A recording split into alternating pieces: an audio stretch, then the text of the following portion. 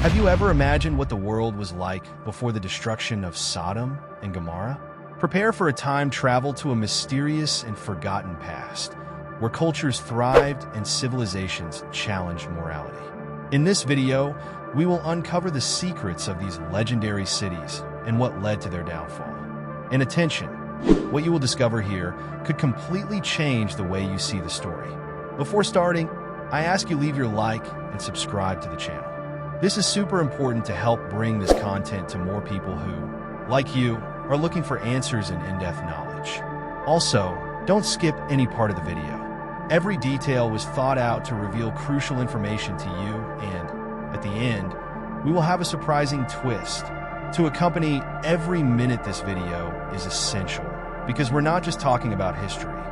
We're exploring themes that resonate to this day. The fate of Sodom and Gomorrah is not just about the past.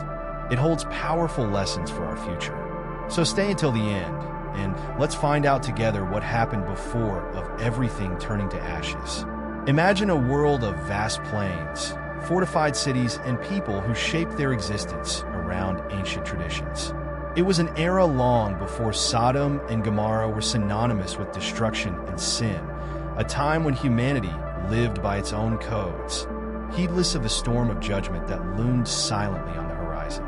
In this region, located near the Dead Sea, city-states with diverse cultures and lifestyles thrived. Sodom and Gomorrah, although infamous, were not the only cities in the area. In fact, they were part of a confederation of 5 cities known as the Cities of the Plain, along with Admah, Zeboim, and Zor. Each had its own system of governance and, in many ways, were wealthy and advanced societies by the standards of the time. Daily life in these cities revolved around commerce. Due to its strategic location on the trade routes connecting Mesopotamia, Egypt, and the lands of Syria, Sodom and its neighbors were vital stopping points for caravans carrying goods from one corner of the known world to the other. The riches brought by these traders were immense. Gold, silver, exotic spices, and fine fabrics passed through the hands of local merchants, creating a powerful and opulent aristocratic class. However, the prosperity of these cities was not only reflected in their economy. They also stood out for a hedonistic lifestyle, where pleasures and excesses were celebrated.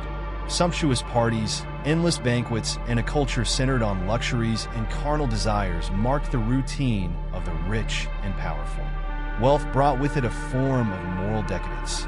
The population began to indulge in vices in an unrestrained way, delving into behaviors that would later be harshly condemned. But what led these cities to such corruption? What shaped this society so given to excess? The answer, in part, can be found in the deities they worshipped. Polytheism predominated, with the inhabitants of Sodom and Gomorrah worshiping gods linked to pleasure, fertility, and wealth. Sumptuous temples were built in honor of these deities, and rituals were intensely focused on sensual appeal and the desire for material prosperity. Human sacrifices and orgies were common in their celebrations, practices seen as normal in the search for divine favor. However, this was not the case throughout the region.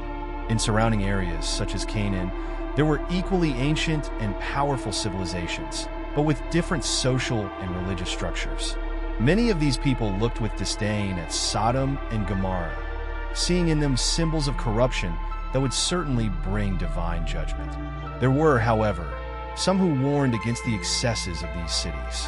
One of them was Abraham, a figure who was already beginning to be seen as a prophet in the region. Abraham lived in the hills of Canaan, where he had settled with his family and flocks. He was respected for his wisdom and faith, and on his journeys, Abraham observed from afar the corruption that grew in the cities of the plain. Many claimed that he had premonitions, as if he knew something terrible was about to happen. It is said that Abraham, upon noticing the signs of the decline of Sodom and Gomorrah, received a divine visit. 3 angels in human form appeared in his tent and warned him of what was coming, the total destruction of those cities. In a dialogue that was immortalized in sacred texts, Abraham tries to intercede for the inhabitants of Sodom, asking God for mercy if at least 10 righteous people were found there. But not even this small number could be found, and the fate of the cities was sealed. However, the approaching destruction did not seem evident to the inhabitants of the cities. They continued their lives of lust and debauchery, never imagining that their actions were about to invite a disaster of epic proportions. Arrogance reigned among the powerful, and any mention of judgment was ignored or treated with contempt. For them, their cities were impenetrable, and the prosperity they experienced seemed eternal.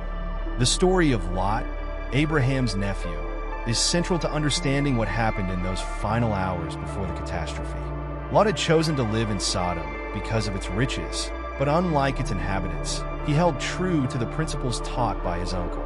Still, Lot was immersed in corrupt society, closely observing the degradation occurring around him.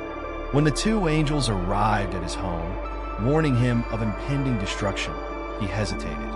It was hard to believe that all that greatness could be swept away in the blink of an eye. Even in the face of the angels' urgency, Lot tried to warn his future sons-in-law, but was ridiculed.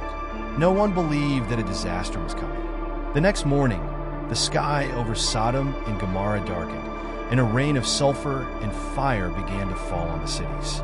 The screams of terror echoed throughout the plain, but it was too late. Those cities, once so prosperous and full of life, were turned into ruins in a matter of hours. Nothing was left but ash and smoke. But what led to the destruction of these cities? The religious explanation points to divine judgment on rampant sin.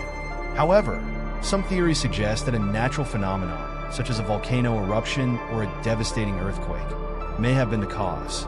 The fact that the cities are close to the Jordanian Rift Valley, a geologically unstable area, reinforces this possibility. Still, many believe that, regardless of natural causes, the event was divine intervention, a direct response to corruption and the abandonment of morality. After the destruction, the region around Sodom and Gomorrah was drastically changed. The ground became sterile, and what was left was the Dead Sea, a place where almost nothing survives. The thick, salty waters are a physical reminder of the devastation that occurred there. And to this day, the site is a symbol of what happens when a society strays from its principles. The impact of the destruction of Sodom and Gomorrah echoed throughout history. The lessons about morality and justice drawn from these events have been incorporated into diverse cultures and religions. These cities have become a warning symbol, an example that no civilization, no matter how rich and powerful, is immune to the consequences of its actions.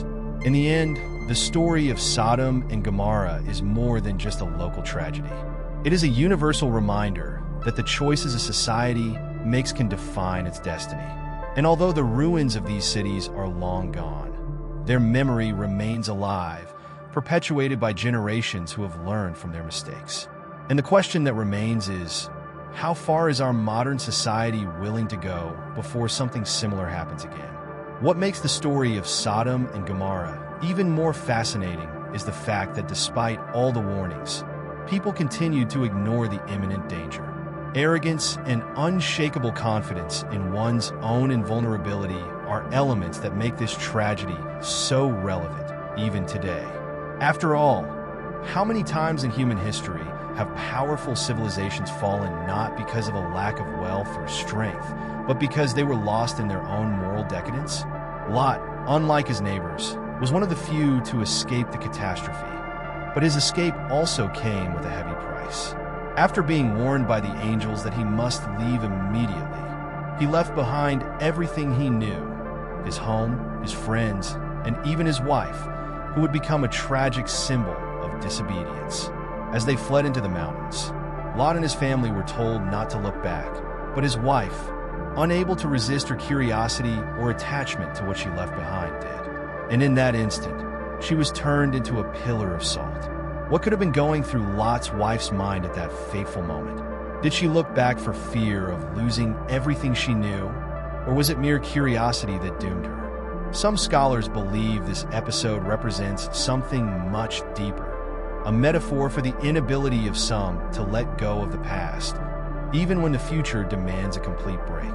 This element, in itself, creates a powerful link to our times, where many find themselves stuck in the past and unable to move forward to avoid their own ruin. But what about those left behind? The tragedy of Sodom and Gomorrah was not just physical punishment. It was a condemnation of an entire way of life, of a culture built on lust and disregard for ethics.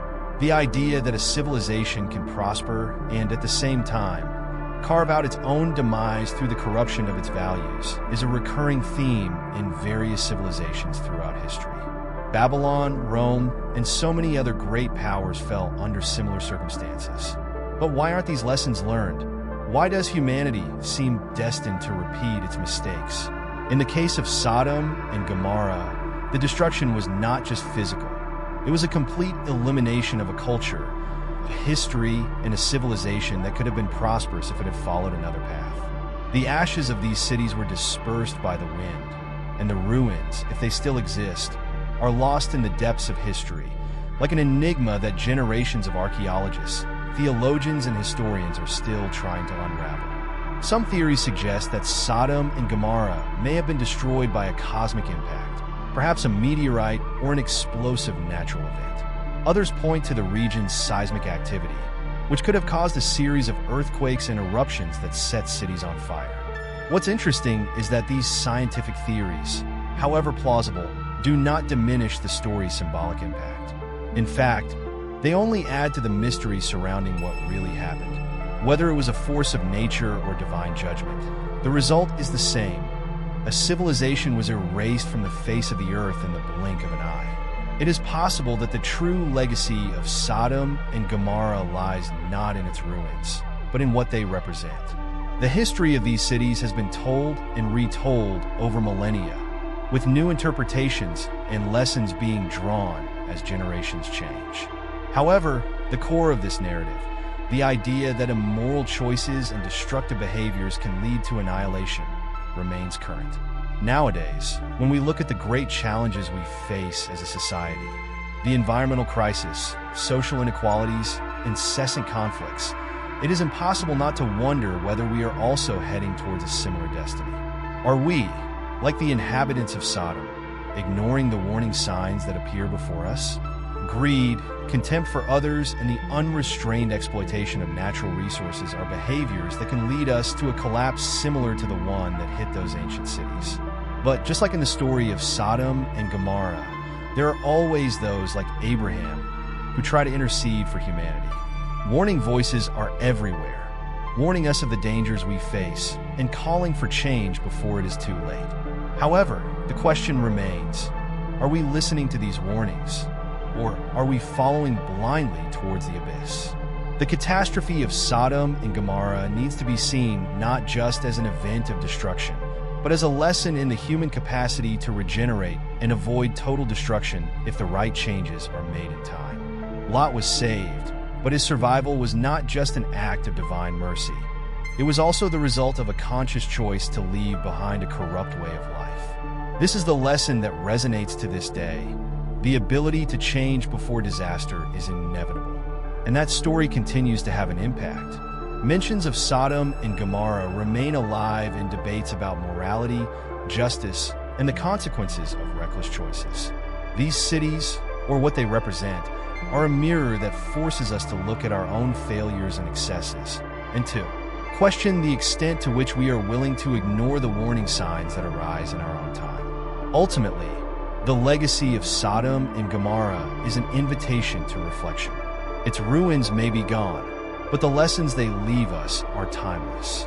They remind us that the greatness of a civilization lies not just in its economic or military power, but in its ability to maintain its principles and live fairly. And the question I leave for you, member of Avendo to YouTube, and for your audience to reflect on is, have we learned from the past? Or are we doomed to repeat the same mistakes? We have reached the end of this incredible journey about the world before Sodom and Gomorrah. If you were impacted by everything we discovered today, don't leave without leaving your like and subscribe to the channel. This is essential so that more people can learn about these fascinating stories and reflect on what they mean for our world today. And if you found this video interesting, don't miss the next one, where we will explore what happened next of the destruction of Sodom and Gomorrah. What were the consequences for humanity, and how did these events shape future civilizations? I guarantee the answers will surprise you even more. Then click on the video here and continue with us in this discovery of historical secrets that can change the way you see the past and the future.